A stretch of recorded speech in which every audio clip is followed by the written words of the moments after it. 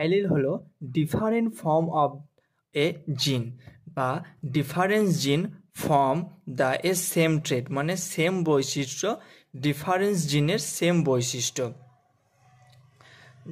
যেমন কোনো জিন আছে যেটা তার আই কালারের জন্য রেসপন্সিবল, এবং এই I colour brown, blue, black, green যে কোনো একটা হতে পারে। এটা হলো ডিফারেন্স জিন, মানে এই কালার হলো ডিফারেন্স জিন।